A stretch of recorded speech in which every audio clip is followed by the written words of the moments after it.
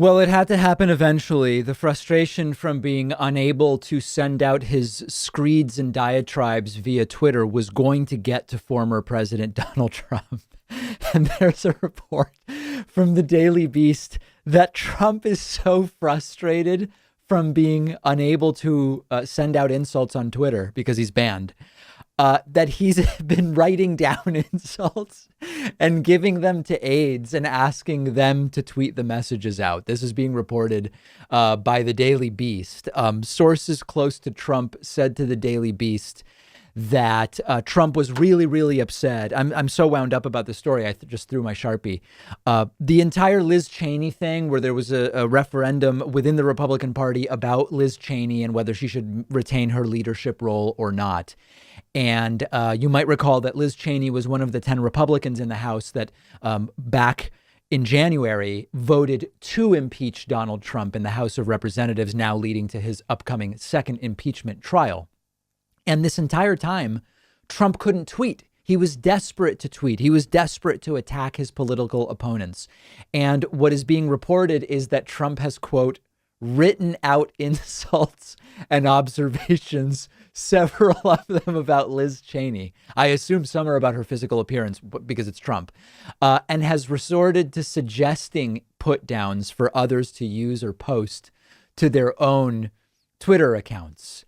And I mean, this is, it's so ridiculous and childish, but completely obvious that, I was thinking Trump almost seems more upset about not being able to tweet than he is about not being president anymore. And then I thought, well, he might actually believe he still is the rightful president because he believes it was supposedly stolen by Joe Biden. Trump seems to know he's definitely banned from Twitter. I have this image of Trump sitting at Mar-a-Lago or wherever he is, I don't even know, with construction paper and crayons, but not the thin crayons, the fat ones where like it's impossible to write anything coherently, sitting there writing out insults with one of the fat crayons and a piece of construction paper and seeing who might be willing to tweet it out. I think we'll know if Trump's written screeds are getting out on Twitter.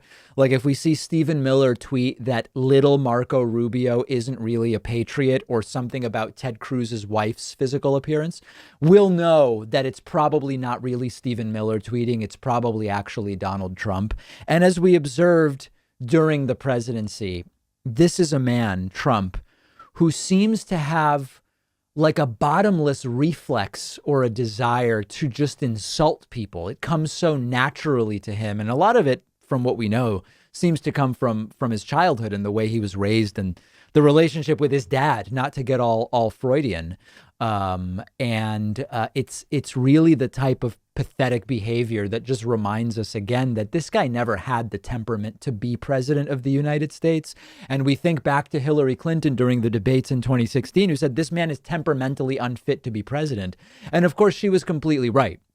For the last, few weeks, I guess, month or so of Trump being on Twitter, more than half, certainly, I don't know what percentage of his tweets were being labeled either misleading or were restricted by Twitter for either spreading conspiracy theories or making false claims about elections or whatever the case may be. And now we are seeing a real rift in the Republican Party where you have lawmakers who want to completely get rid of even Trump, almost like erase Trump from history and get rid of his influence.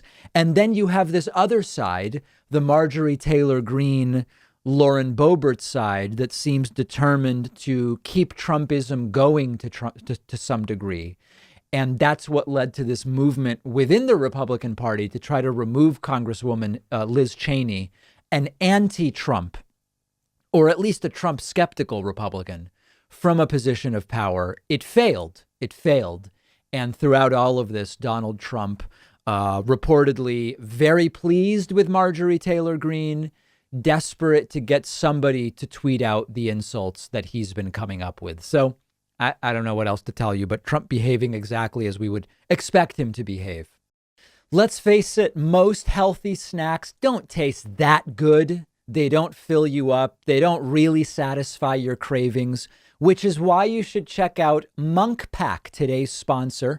Monk Pack Keto Nut and Seed Bars taste like your favorite delicious sweet snacks, but each bar has less than 1 gram of sugar, only 2 to 3 grams of net carbs, and they're just 150 calories. These are perfect for a keto or low carb diet or anybody who wants to cut back on sugar. Flavors include caramel sea salt dark chocolate, and peanut butter dark chocolate. That's my go-to.